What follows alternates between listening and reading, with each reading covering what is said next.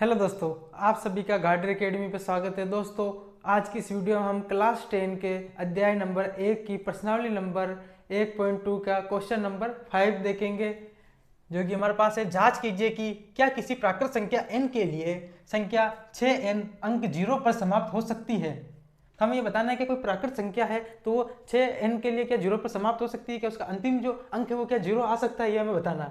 तो हमें क्या है, कोई n संख्या, n प्राकृत संख्या क्या होती है, जो 1 से शुरू होकर अनंत तक होती है, वो क्या होती है, प्राकृत संख्या होती है। जैसे 1 2 3 4 इसी प्रकार अनंत जो संख्या होती है वो क्या होती है, प्राकृत संख्या होती है। लेकिन एक बात हमेशा ध्यान देना, 0 कोई कभी भी प्राकृत संख्या नहीं होती है ना। तो प्राकृत संख्या 1 से शुरू होती है। तो क्या हम यदि n बराबर 1 माने तो हमारे पास क्या आ जाएगा, 6 1 बराबर कितने आएगा, 6 आएगा। यदि हम क्या करें, n बराबर कितना माने, 2 माने तो 6 की पावर 2 बराबर 6 इंटू 6 बराबर कितना हो जाएगा, 36। यदि हम n की पावर कितनी ले, 3 ले तो 6 इंटू 6 इंटू 6 तो हमारे पास कितना आ जाएगा, 216। यदि हम n की पावर कितनी ले, 4 ले तो बराबर हमारे पास क्या आ जाएगा, 6 इंटू 6 इंटू 6 इंटू 6 बराबर कितना आ जाएगा हमारे पास, 1296। तो इसमें हमें कभी भी क्या लास्ट का अंक इसके अंदर 0 दिख रहा है क्या, इसमें भी 0 नहीं है, इसमें भी 0 नहीं, इसमें भी 0 नहीं, इसमें भी 0 नहीं है।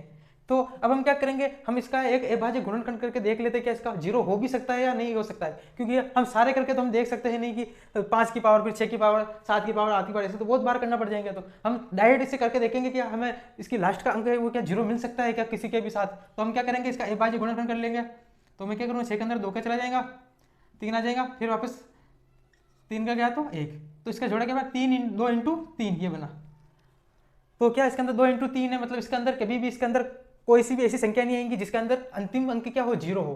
तो ऐसी कोई भी संख्या नहीं आएंगी, क्योंकि इसके अंदर 5 नहीं है। यदि इसके अंदर यदि 5 होता इंटू के अंदर तो जरूर इसके अंदर 0 अंक आता। जैसे कि भी हम मान लेते हैं 6 की जगह यदि 20 होता, संख्या मान लेते हैं 20 होती संख्या 6 की जगह, तो 20 में किसका 2 का चला जाता 10 बार, फिर वापस 2 का चला जाता 5 बार, फिर 5 का चला जाता 1 बार। तो इसमें क्या रहा, 2 इंटू 5। तो इसके अंदर देखो 2 इंटू 5 का जोड़ा बन रहा है। तो यदि किसी के भी अंदर 2 इंटू 5 का जोड़ा बन रहा है तो उसका अंतिम अंक जरूर 0 होगा। लेकिन इसके अंदर नहीं बन रहा है, तो जैसे हम इसका देखते हैं, यदि n बराबर क्या रखते हैं, 1 रखते हैं तो क्या आ जाएगा, 20 की घात को 1 करते हैं तो बराबर कितना है, 20 ही आ जाएगा। यदि n बराबर क्या रखते हैं, 2 रखते हैं तो 20 की पावर 2 करते हैं तो 20 इंटू 20 करते हैं तो 400 आता है। इसमें भी 0 आ रहा है, इसमें भी 0 आ रहा है, क्योंकि इसके अंदर 2 इंटू 5 का जोड़ा बना हुआ है। इसी प्रकार यदि किसी के अंदर भी अंदर 2 इंटू 5 का जोड़ा बनता है, मतलब उसका अंतिम अंक क्या होगा, 0 होगा। लेकिन इसके अंदर क्या नहीं बन रहा है हमारे पास 2 इंटू 5 का जोड़ा। तो अब हम क्या लिख देंगे, अतः 6 का अभाज्य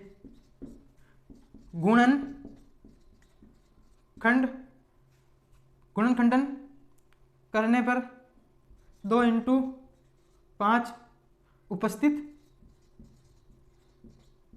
नहीं है। इसी कारण 6 का समाप्त अंक 0 नहीं होगा। तो अब हम इसका अगला क्वेश्चन देखते हैं, क्वेश्चन नंबर 6। तो अब इसका क्वेश्चन नंबर 6 देखते हैं। व्याख्या कीजिए कि 7 इंटू 11 इंटू 13 प्लस 13 और 7 into 6 into 5 into 4 into 3 into 2 into 1 plus 5 भाज्य संख्या क्यों है, भाज्य संख्या ये क्यों है, ये बताना। तो सबसे पहले हम इस संख्या का करके देख लेते हैं। तो हम हल करेंगे, क्या लिखेंगे, 7 इंटू 11 इंटू 13 प्लस 13। तो हम क्या करेंगे, इसमें से 13 को कॉमन ले लेते हैं। तो क्या आ जाएगा, 7 इंटू 11 इंटू 1 प्लस 1। अब हम क्या लिख देंगे, 13, इसको 7 को 11 से इंटू कर देंगे तो क्या आ जाएगा, 77 प्लस 1।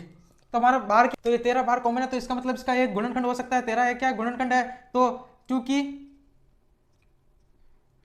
13 एक गुणनखंड है, इसलिए क्या होगा, ये संख्या है, इसलिए ये संख्या क्या है, 13 से भाज्य होंगी। तो ये संख्या क्या होंगी, 13 से भाज्य होंगी। और दी गई संख्या 13 से भाज्य होंगी। तो ये दी गई संख्या क्या, 13 से भाज्य होंगी। तो इसलिए ये क्या संख्या होगी, 13 से भाज्य होंगी। तो तो क्या होगा, ये संख्या क्या हो जाएंगी, एक भाज्य संख्या है, तो इसी कारण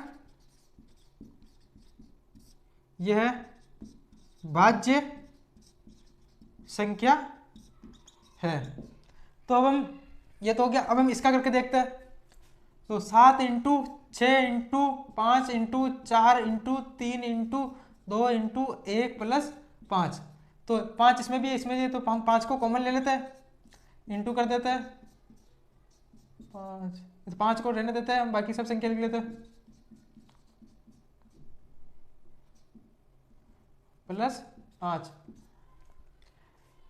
तो अब हम क्या करेंगे, अब हम करेंगे क्या, 5 को बाहर रख देंगे, सभी को इंटू कर देंगे, तो हमारे पास कितना आ जाएगा 1007 प्लस 1।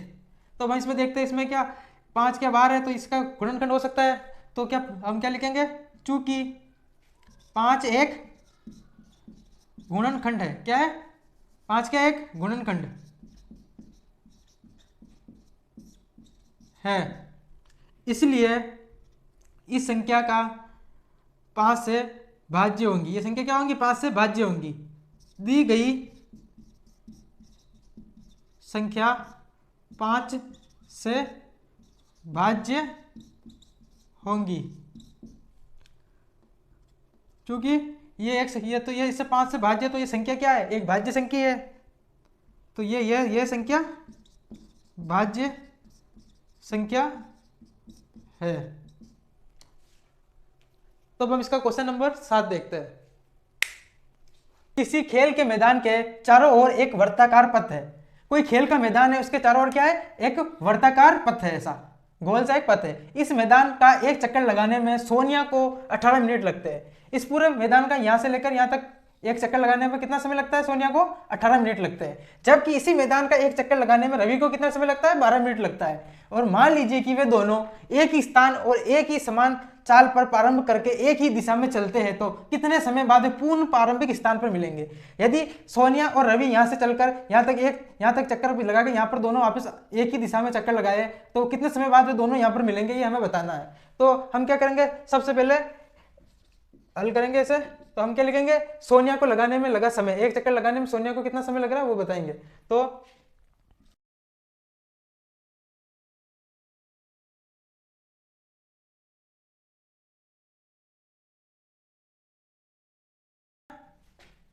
यहां पर नीचे लिख देता हूं 18 मिनट।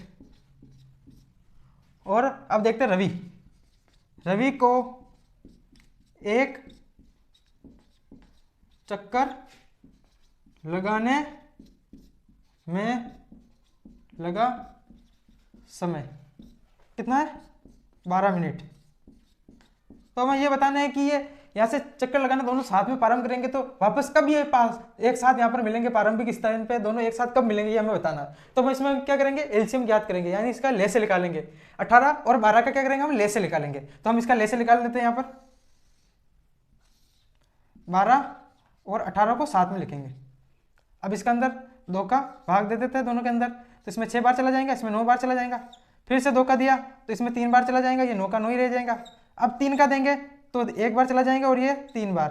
अब फिर से 3 का देंगे तो 1 और 1 आ जाए।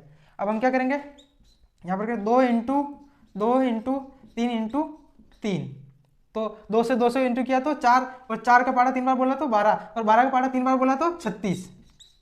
तो कितने मिनट लगे, 36 मिनट। रवि और सोनिया को यहाँ से वापस प्रारंभिक स्थान में आने में कितने लगे मिनट, 36 मिनट। तो अब हम देखते हैं कि ये कैसे हुआ। तो रवि ने कितने चक्कर लगाए, तो यदि देखो रवि एक चक्कर कितने मिनट में पूरा कर रहा था, 12 मिनट में। तो रवि है तो एक चक्कर कर रहा था 12 मिनट में,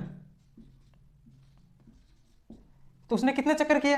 तो यदि हम 12 को 3 से इंटू कर देते हैं तो कितना हो जाता है, 36 मिनट।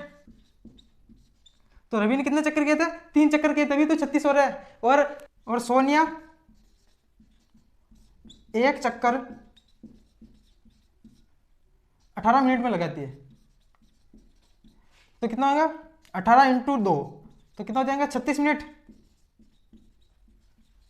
तो सोनिया कितने चक्कर लगाती है, 2 चक्कर, और रवि कितने चक्कर लगाता है? 3 चक्कर लगाता है रवि। तो अब हम देखते हैं कि कैसे क्या हुआ था। तो यदि हम समझते हैं कि यह कोई वृत्ताकार एक मैदान है, यदि दोनों यहां से लगाते हैं, पहले इसमें देखते हैं हम कि यदि सोनिया इसका एक चक्कर लगाती है तो कितने मिनट हो जाएंगे? 18 मिनट।